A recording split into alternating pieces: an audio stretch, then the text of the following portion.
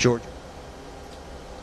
Part of the trouble in the Security Council and the reason that the world body responsible for peace and security in the world has been unable to put its mark on the Georgia-Russian war is that the Council is split 14-1. 14 members want to see some kind of either press statement or presidential statement or now, quite possibly, a resolution. But the Russians are very unhappy about the wording and want the wording to be just right. And indeed, we've heard already from the Russian ambassador that he's not happy with the wording of the French document. So we'll have to see what happens. Now, the American ambassador, Zalmay Khalilzad, questioned the Russians' motives, just as he did at the weekend in the chamber. Are you really looking for a chance to change the democratically elected government of Georgia, he said, and he questioned why, if Russia is serious about ending peace, rather ending the fighting and bringing about peace, and remember, everybody, even the Russians, want that, he said, why are you expanding the conflict? Here's more of what he had to say. The attacks continue. The attacks have intensified. The attacks have expanded geographically. Russian forces have come into areas outside the two separatist regions of Abkhazia and South Ossetia. Why? If the Russian intent, as has been stated, has been the return to status quo ante in South Ossetia, why start the second front from Abkhazia? Why attack the rest of Georgia? And why attack the infrastructure of Georgia? Well, the Russian ambassador Vitaly Churkin, who's a big man with a shock of grey hair, can be very imposing when he gets going, said that there are reports out there, it's being talked about, that part of the problem is a lack of Russian goodwill over this issue. He says it's not about goodwill, it's about protecting the people of South Ossetia, many of whom consider themselves to be Russian. And the Russian ambassador went on to say that, as far as he's concerned, there are two main demands that the Russians make of the Georgians, and that is to pull their troops out of South Ossetia and to sign a document that says they will never again use force against either South Ossetia or the country's other breakaway region, again supported by the Russians, Abkhazia. Here's more of what he had to say. The problem is as follows. We hear lots of talk about, ceasefire, peace, peaceful intentions. But as far as we are concerned, this talk is not materialized in something certain and solid. As you know, we have just two requirements. One requirement is that the Georgian forces pull out of South Ossetia, and the other one is that the Georgians agree to sign agreement on non-use of force with Ossetians and with the Abkhazians.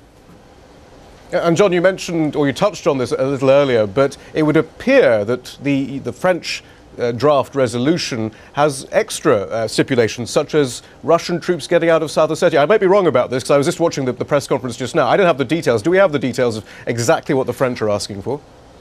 We have vague details. What's happened is that we've got 3 or 4 of the key points, but the new French draft resolution, which is, I speak to you, being passed around council members here, it really is based upon comments made at the weekend by the French President Nicolas Sarkozy, in which he outlined 3 key things that France would like to see. One is the immediate cessation of hostilities.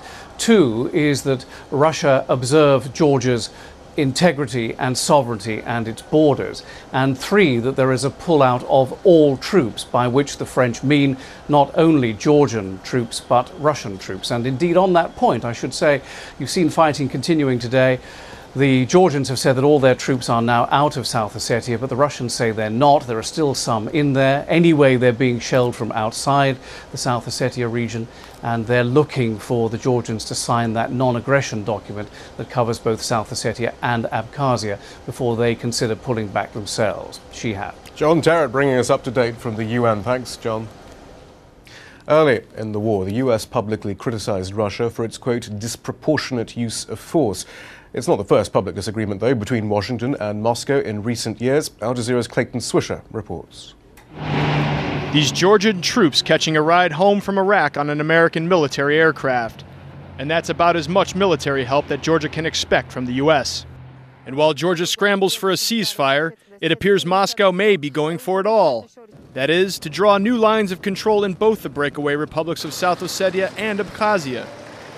While no one knows for sure who started the most recent fighting, this once simmering conflict has gone to full flame with a string of diplomatic decisions, some of them Washington will have to own up to. It's been a downhill slide in U.S.-Russian relations since it got off to a promising start in Bush's first meeting with Vladimir Putin back in 2001. I looked the man in the eye. I found it to be very straightforward and trustworthy. We had a very good dialogue. I was able to get a sense of his soul. He's a man deeply committed to his country and the best interests of his country. But by 2008, at least from Russia's perspective, the dialogue had turned to monologue. Take Washington's insistence to grant Kosovo independence last February, strongly opposed by Moscow. Independence is the goal, and that's what the people of Kosovo need to know. At the same time, America began pressing its bid to place missile defense systems in the Czech Republic, something of a throwback to the Cold War era. Then there was Bush's blitz to grant Georgia membership in NATO. I believe that NATO benefits with a Georgia membership. I believe Georgia benefits from being a part of NATO. I have to thank you, Mr. President, for your unwavering support for our freedom, for our democracy, for our territorial sovereignty, and for protecting Georgia's borders. Georgia's president was widely admired by the Bush administration. Tbilisi was even paid its first visit by an American president under Saakashvili's rule. You gathered here armed with nothing but roses and the power of your convictions, and you claimed your liberty.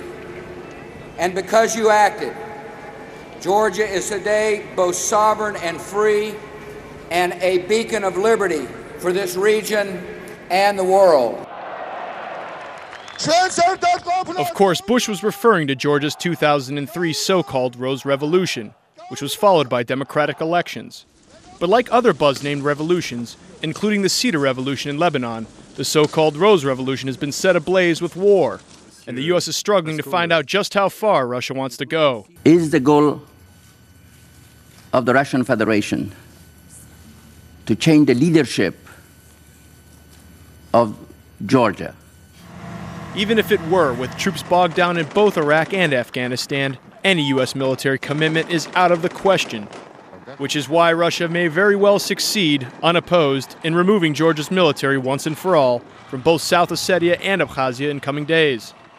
Not good news for Saakashvili, who may soon be joining Washington's graveyard of pro-democracy fallen stars. Clayton Swisher, Al Jazeera. We're going to take a break now. Still